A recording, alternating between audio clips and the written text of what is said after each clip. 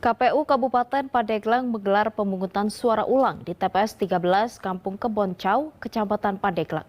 Pemungutan suara ulang dilakukan sesuai dengan rekomendasi dari Bawaslu yang menemukan adanya dugaan pelanggaran saat pemungutan suara serentak 14 Februari lalu.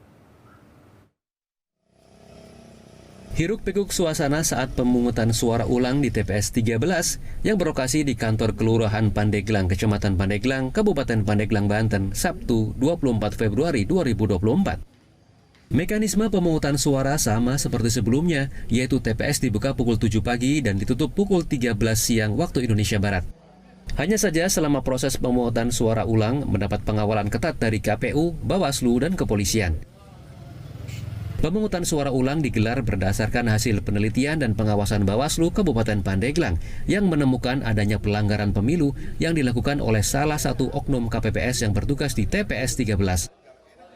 Oknum KPPS tersebut diduga mengarahkan pemilih yang sedang sakit untuk mencoblos salah satu calon anggota legislatif tertentu. Ketua KPU Kabupaten Pandeglang, Nunung Nur Azizah, mengatakan anggota KPPS yang bertugas pada PSU ini sama dengan yang sebelumnya.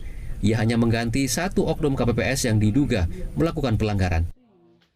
Nunung berharap partisipasi pemilih di PSU ini tidak berkurang dari pemungutan suara 14 Februari lalu. PSU ini karena kami KPU mendapatkan rekomendasi dari Bawaslu Pandeglang melaksanakan PSU, kami tindak lanjuti rekomendasi itu untuk pelaksanaannya di hari ini tanggal 24 Februari 2024. Adapun lokasi memang berpindah dari lokasi pertama.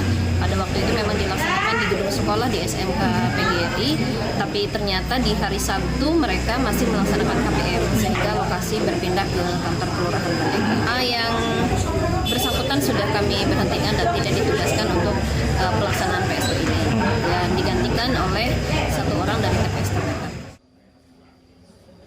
Sementara Ketua Bawaslu Kabupaten Pandeglang, Febri Setiadi, memastikan pihaknya masih melakukan kajian terhadap pelanggaran pemilu yang dilakukan oleh oknum KPPS.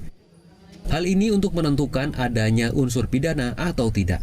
Kita kemarin karena memang dikejar waktu ya, 10 hari setelah pungut hitung ya, kaitan soal dengan PSU ini, maka kajian terkait apakah kemudian itu oknum KPPS tersebut itu kena etik atau ada unsur pidananya itu masih dalam proses kajian.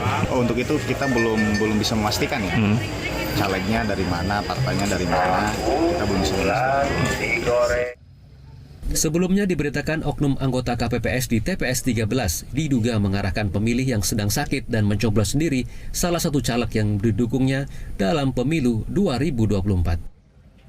Yusef Kurnia, JPM TV, Pandeglang, Banten.